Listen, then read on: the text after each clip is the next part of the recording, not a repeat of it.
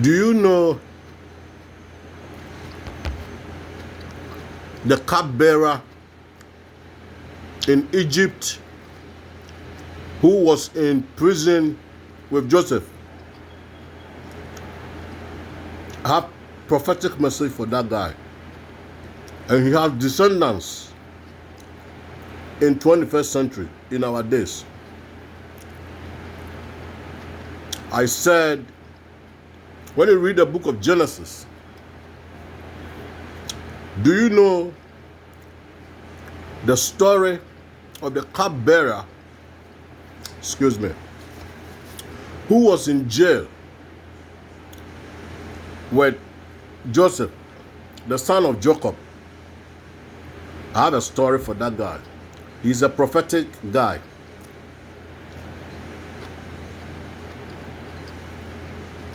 When he was in jail with Joseph, he had a dream.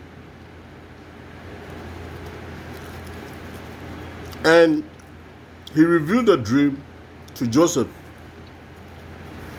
And Joseph told him,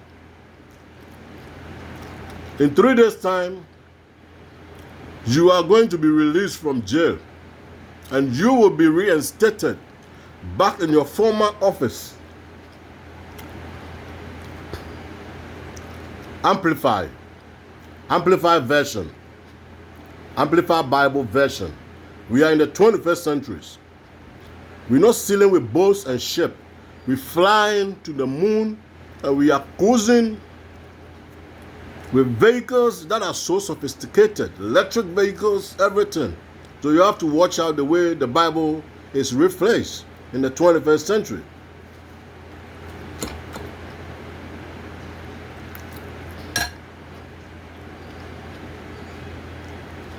Joseph told him, in 3 days, you will be reinstated back in your former office.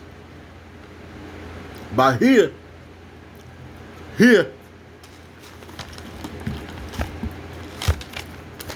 is my resume. Okay? This is my resume. When you are reinstated back in your former office in Pharaoh's palace, put my resume in the palace employment file. You didn't get it.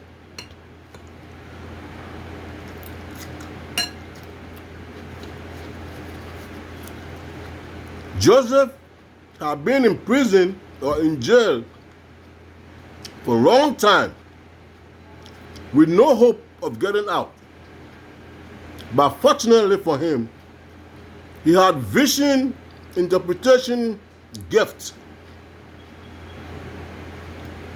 And when the cupbearer told him his story or his dream, Joseph said, in 3 days, you'll be released from jail, from this prison, from this cell. And when you go back to your work, remember me to your boss, or remember me. Tell your boss, I didn't do something bad. I happen to be here by a big lie. I happen to be here by a big lie. This is a message to people who are in jail. See, you can be in jail self. And then you can be outside jail, living your life, but you are in jail. You didn't get that message. There is jail which you will be supervised by correctional facility. You'll be in correctional facility. You'll be guarded by, in my home country in Ghana, you'll be guarded by the guards, by the jail guards. I forget the wardens. Or here you'll be guarded by the correctional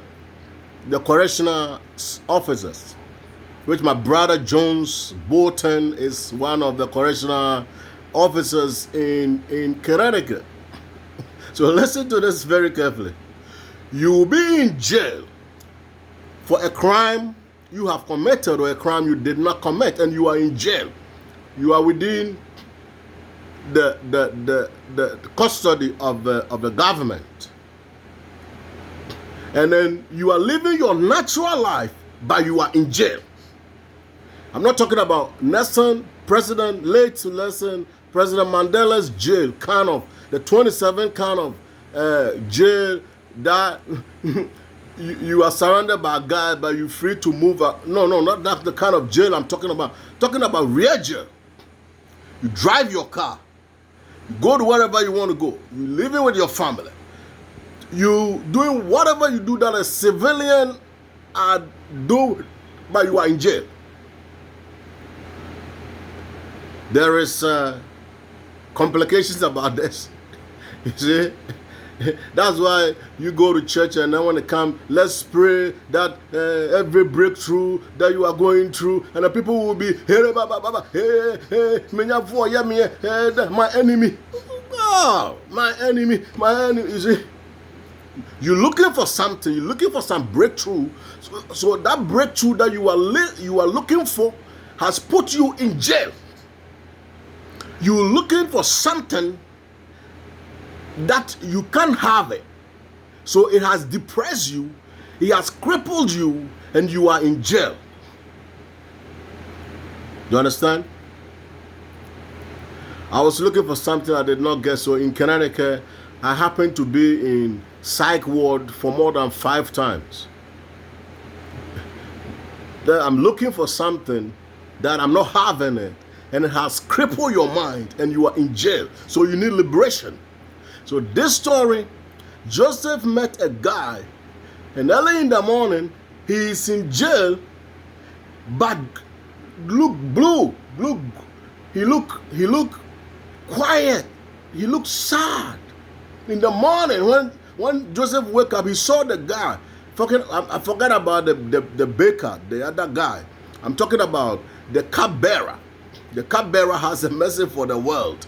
You see, the cupbearer has a key for the whole world. And this is the story I'm going to tell you. That I'm glad and I'm happy to be in America. Why? Because America is one of the nations that have set themselves apart from economic reasons. If you take the world as a whole, knowledge, wisdom, technology, insight, security, leadership, America has taken a lead. So far as the jurisdiction that I'm concerned, this is the place I have been. I haven't been to Asia, I haven't been to Europe, I haven't been to Africa. I know I have been there. But when we talk about total liberation, economic liberation, about a standard platform that the whole world has to get to have economic freedom, I know there are other nations that are first class, but as far as that, as I've studied this economic situation in America, or as far as I've studied America, America is in the lead. That's why they don't normally become patient when it comes to kicking ass.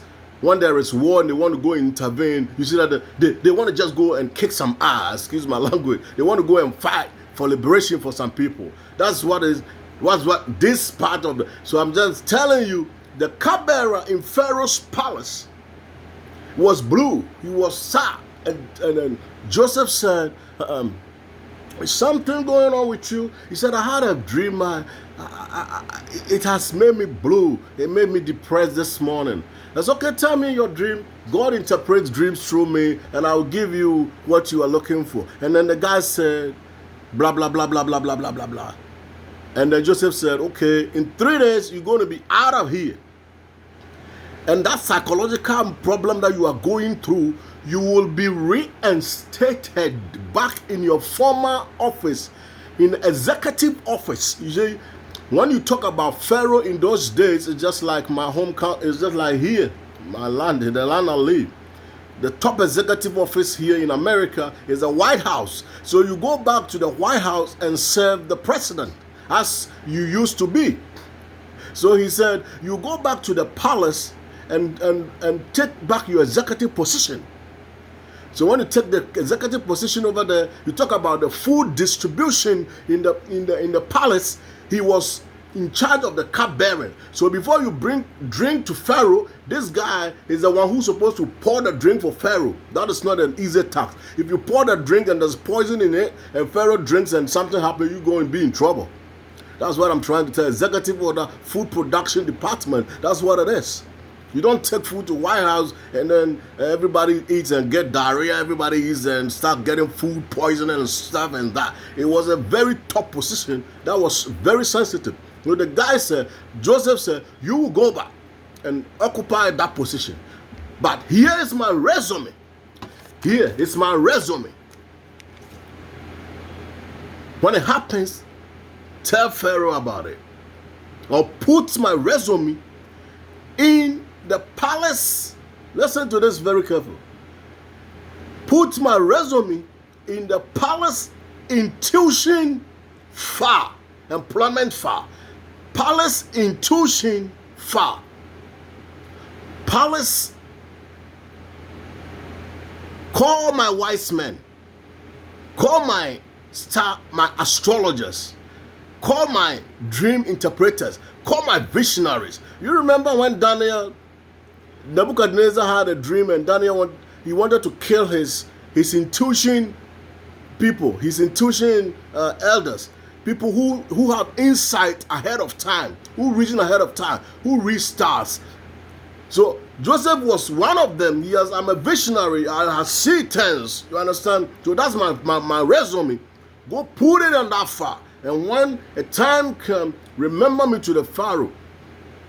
That's recommendation. You are looking for a job, and in some of the parts they say bring your recommendations. I work for State Farm Insurance, and one of my recommendations was Hassan Anesta. She works in Bloomfield. Or Mervyn Banks, and a veteran. He's my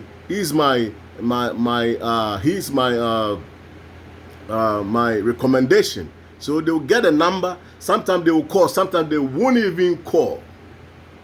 I work for Advanced Fiber Technologies, a Canadian company that was manufacturing machine part, paper machine part for grinding paper for making tea rolls or toilet papers.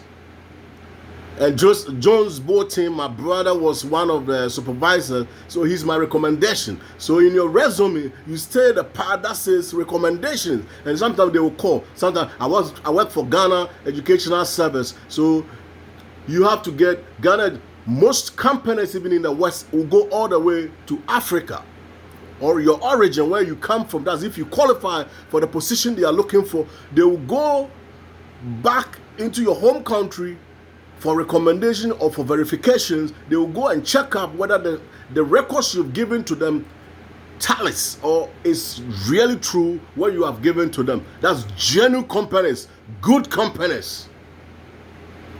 And the guy went into the palace. 3 days, he was released from jail. Hey, hooray! Yeah! Hooray! He became happy. Psychological problems, depression, anxiety, everything vanished. And what happened? Don't look at me like I got body. Yeah, you know, I lift weight. I'm a left home lifter, so checking me out. That's what it is. Oh, let me taste some of my tomatoes.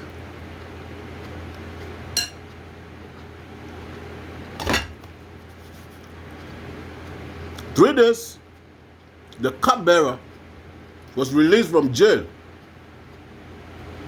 and he was reinstated. But listen, reinstatement always come with package because you earn it. So most decent companies, reinstatement, they will reimburse you. They will give you all your arrears. They will honor you big time. They will restore you all that you have lost. They will clear your conscience and make you a clean person. You see, they will make you a genuine person. That you don't steal, you don't rob, you don't take nothing from nobody, but you come with a clear conscience. You come with a clear conscience. So the guy was reinstated. So happiness, joy, restoration, everything comes, and the guy forgot.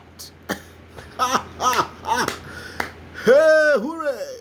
The guy, 1 month, you have forgotten about Joseph.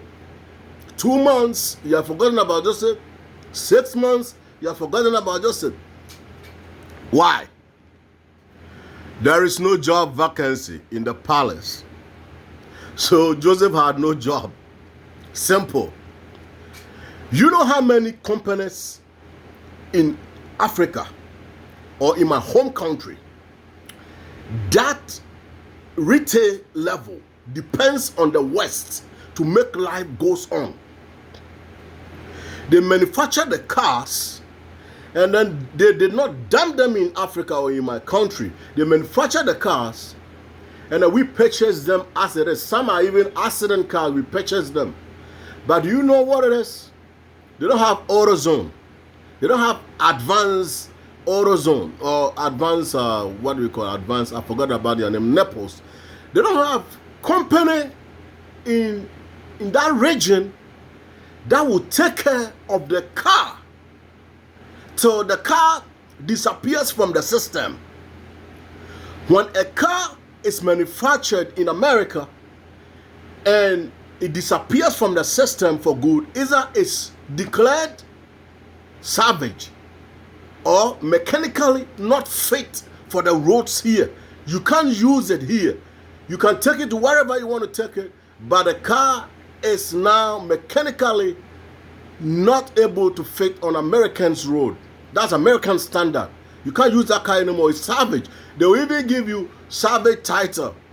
They said it can use domestic. It can use in wherever you want to use, but not in America. They won't register the car for you. You can't put the car on the road. And let me tell you the connection to this car bearer. There are people in the 21st century who are having the key to liberation. You have already advertised your democratic rule. We have accepted it, good. Your democratic rule is in everywhere circulation in Africa. But your industrial revolution, you have not even taken care that somebody is having because it's espionage, business espionage. You will even say that it's a business espionage. They are stealing your technology. You're not stealing no technology. You ship Ford vehicle to Ford, you have to make sure there is most vehicles that are even coming these days, we don't have mechanics where it is taken from to fix those cars, to fit the standard it was made. And 2 years came, 1 year came, the guy has forgotten about Joseph. He has forgotten about Joseph because there is no vacancy. Pharaoh has no need for visionary, vision interpreter. We don't need that, our steward, because Joseph's former job was stewardship in the house of Potiphar. Stewardship in the house of Potiphar. But for visionary or dream interpretation, there is no vacancy for you. He forgot. Good. And the 2 year came. And then God gave Pharaoh a dream. He said, hey, wait a minute. Time out. Time out. You see, God is a God who doesn't impose his will on human beings. So you can die. If you want to die, you can die and go. You can do whatever you want to do. He will not impose his will on you. You understand? So you have a chance to say no to whatever you don't want to do. But this situation, God said, time out, Pharaoh. So he troubled Pharaoh in a dream. He made a plan, a 14-year plan. 7 bumper, 7 drought. 7 bumper, 7 drought. 7 years of abundance, 7 years of scarcity. And he had this dream, and it troubled him. It troubled him so bad that he knew it's not just a common dream. And when he was troubled too, when he was depressed. Excuse me, I need to eat a lot.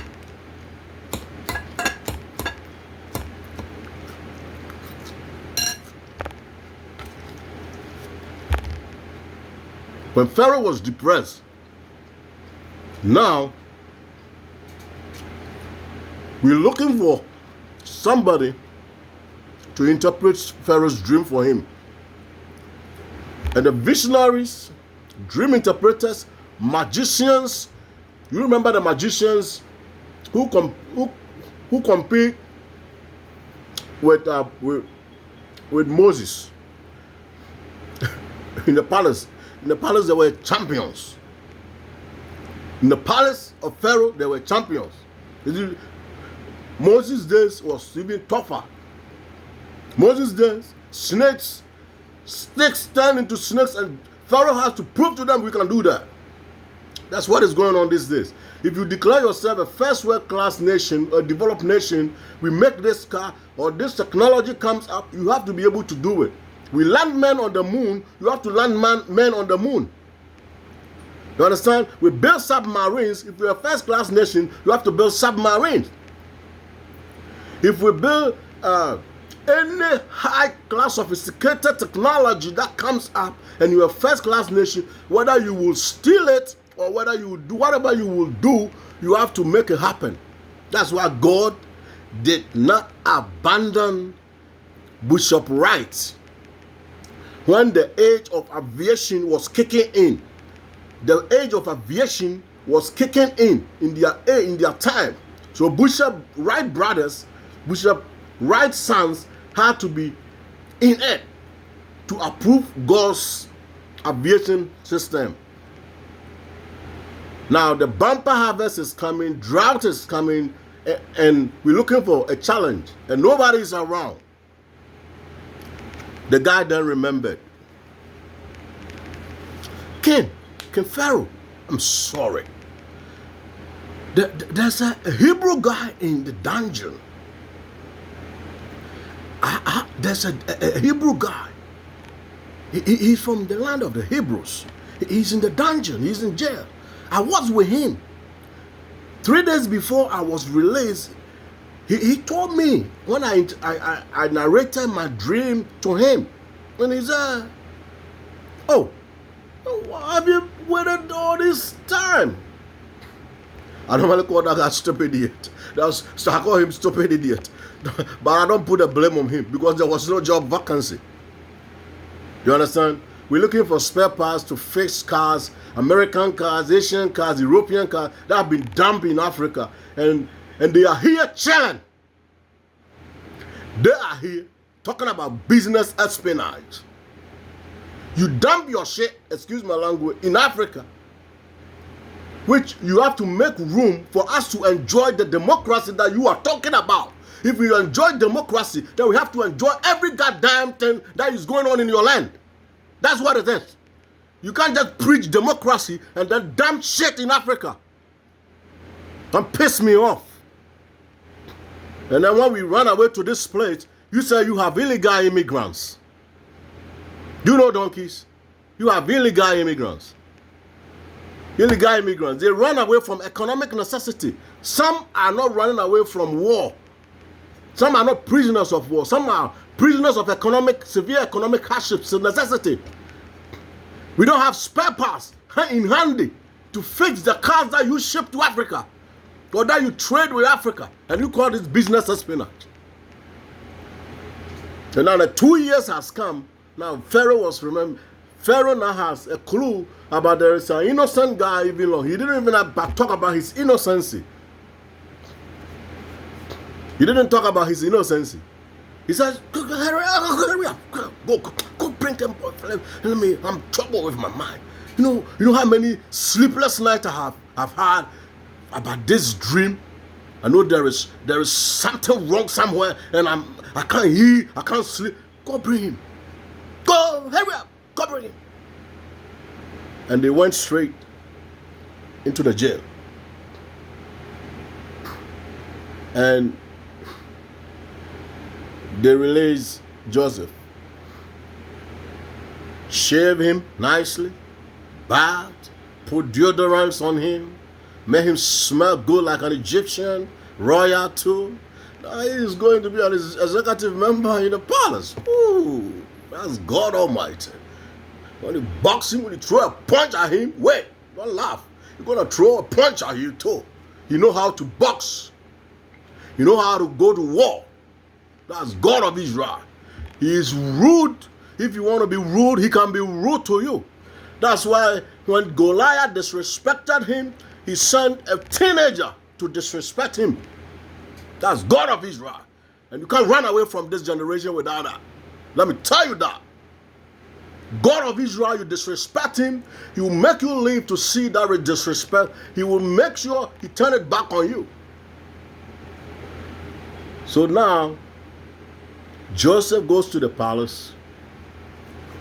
He tells the king, please, God is the interpreter of dreams. Tell me what you had. And then he said, I had two kinds of dreams. Skinny cows and fat cows, 7-7. And the skinny cows were eating the fat cows. And the grain, there was grain, skinny grains and fat grains. And then he said, don't worry. No, don't worry. We're in your house. What's in your house, cry? In your house, Nabutre. My won't tell him. I don't tell what's in my won't tell him. Prophet, I don't tell what's in my won't tell him. We're a small problem. You see, there's one thing I know about this vision. There's one thing I know about. Pharaoh was kind. Pharaoh said, this is my dream. But King Nebuchadnezzar, he won't tell you his dream. King Nebuchadnezzar's security code, he will not tell you the dream I had. For right and genuine, authentic interpretation, Nebuchadnezzar will not tell you what I had. Nebuchadnezzar will rather prefer you tell me the kind of dream I had. And if you're able to tell me the kind of dream I had, then I will accept every interpretation you give me as a genuine, as vivid, as clean, as excellent. That's Nebuchadnezzar. But King Pharaoh was so much troubled that he can't hold on to the interpretation. He said, Nyakuma, calm down, relax yourself.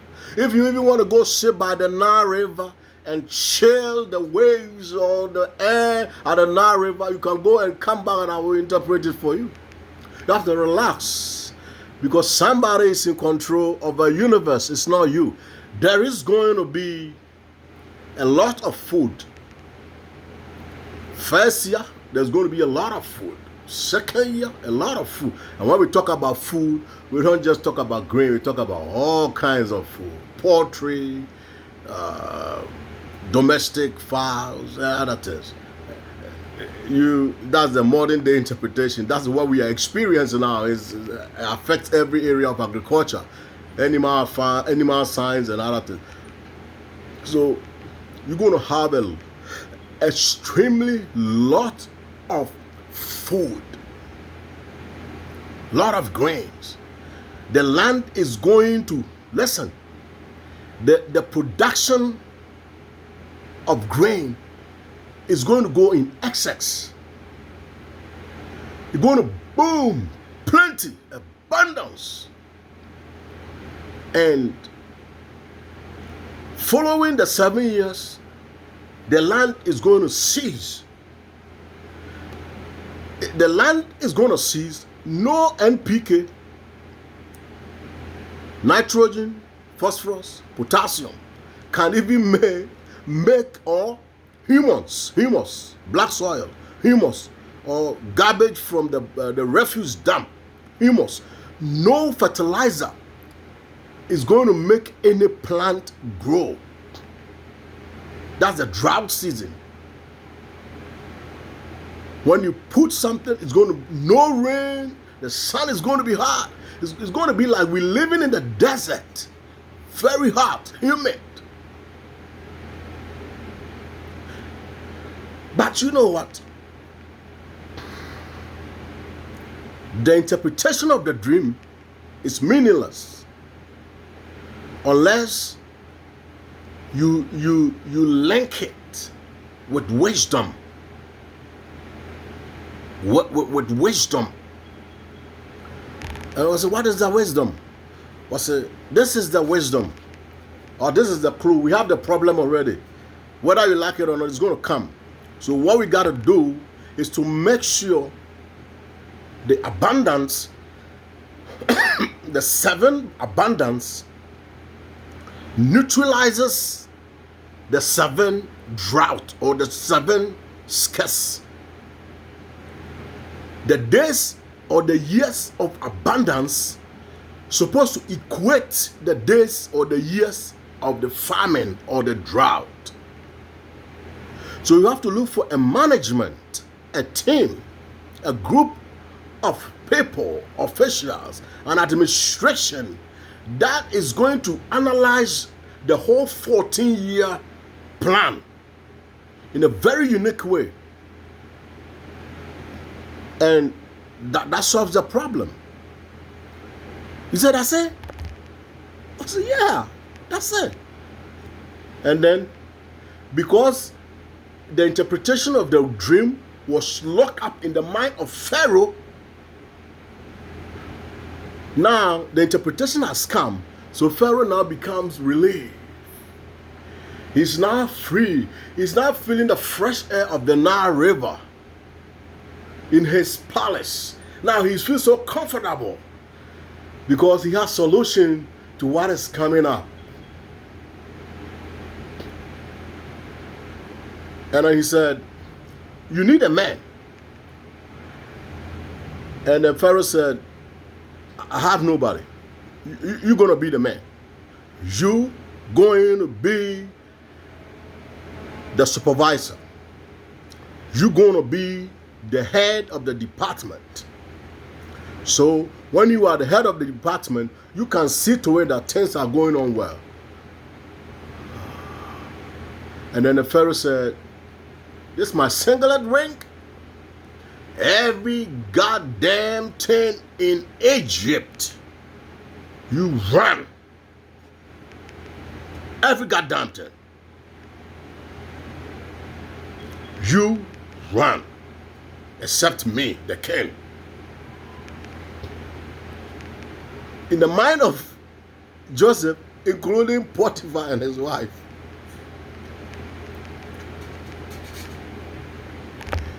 you see? And then the king said, you are my vice. If in the modern times, if it was in modern times, Barack Obama, Joe Biden, supervisor, Trump, Mike Pence, Joe Biden, and the lady, I've forgotten her name, is gonna whoop me. Man, forgotten my vice president's name. She's gonna whoop me, but I know she is a lady. She's a beautiful lady.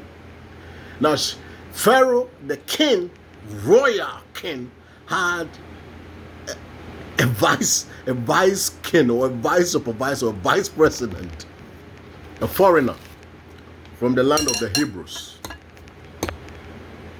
Let me taste some tomatoes, man. I'm sweating. The room is getting hot.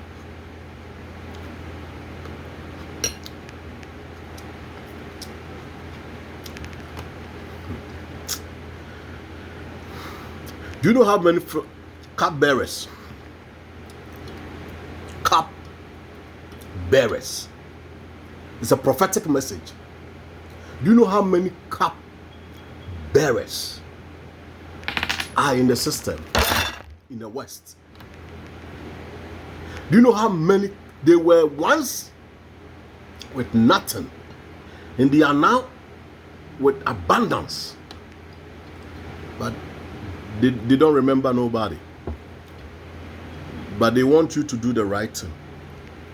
So cupbearers out there, release the resumes to the right owners, and we are all going to be blessed.